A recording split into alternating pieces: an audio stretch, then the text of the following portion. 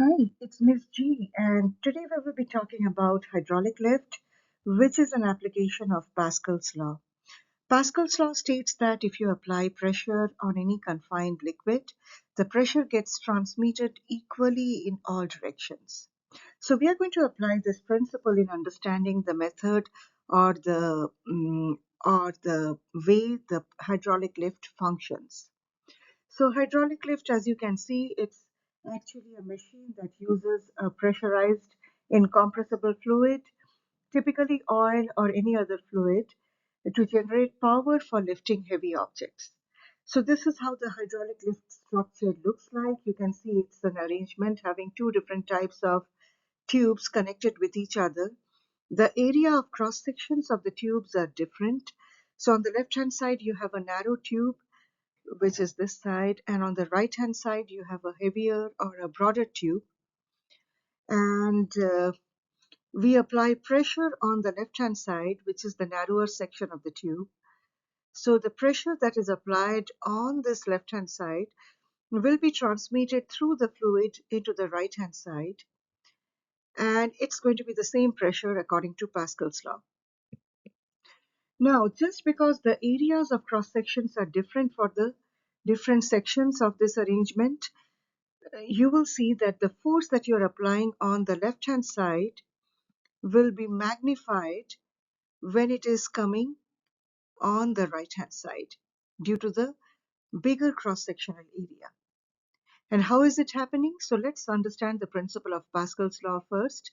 As you know that the pressure is equally transmitted in all directions inside any liquid. So the pressure applied on the left hand side of this arrangement P1 is equal to the pressure felt on the right hand side, which is P2. So if we are applying a force of F1 on the left hand side, say there is a piston or something that we are pressing on from above, so the force that we are applying is F1. So if F1 is the force applied on the left hand side tube, and say the area of cross section of the left hand tube is A1, so F1 over A1 is equal to pressure, P1, because pressure is given by force over unit area. So this is the formula of pressure. We are going to just apply that. So it is P1, which is equal to F1 over A1, and that should be equal to the force felt on the other side of the tube, which is F2. And say the area of cross section on this right hand side is A2. So we can write F2 over A2 should be the pressure felt on the right hand side. Now, if you just look at this expression, F1 over A1 is equal to F2 over A2, you can understand that we can write F2 as F1 times A2 over A1. And since A2 is bigger than A1, naturally F2 will be also bigger than this force F1. And this is the principle of hydraulic lift. Like you are applying a very small force on the left hand side of the arrangement, but that force is getting magnified because of the bigger cross-sectional area on the right hand side of this hydraulic lift.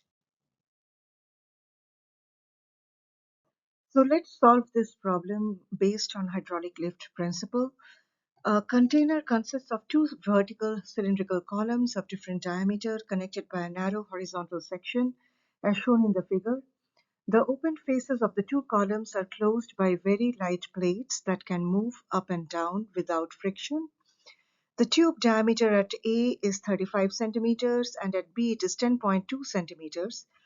This container is filled with oil of density 0.82 gram per centimeter cube. If a 125 kilogram object is placed on the larger plate at A, how much mass should be placed on the smaller plate at B to balance it? So let's understand the problem. So it's saying that we have a mass of 125 kilogram placed on the left-hand cylindrical column, and we need to find out the mass on the right-hand column.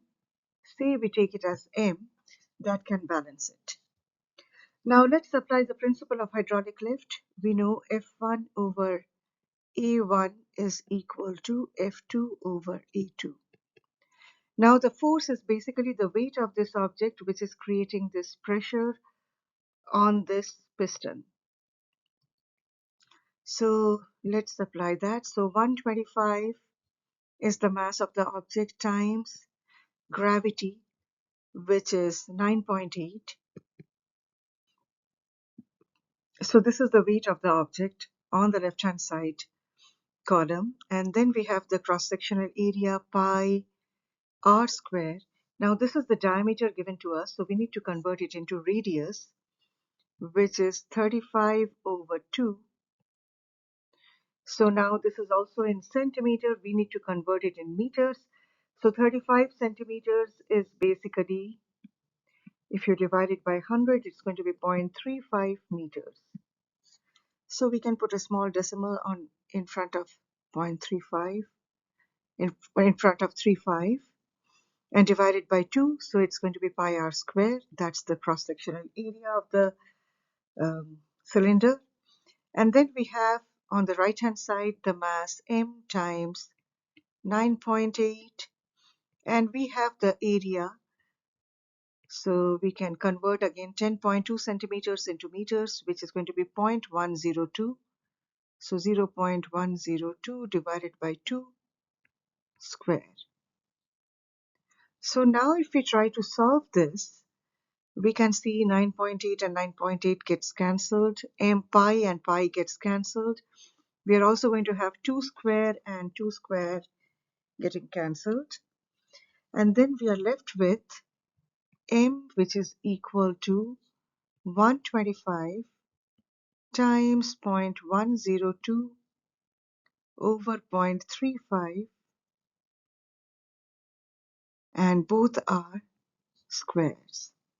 So let's do it. So 125 times 0.102 square divided by 0.35 square is going to be 10.61. So you will have 10.61 kilogram on the right hand side, and this is your answer. Thank you for watching, and please subscribe to my channel, and please post your comments, feedback if any, and if you have any question, please don't forget to post it, and I'll try my level best to find time and answer all of those questions. Thank you very much for watching. Bye bye.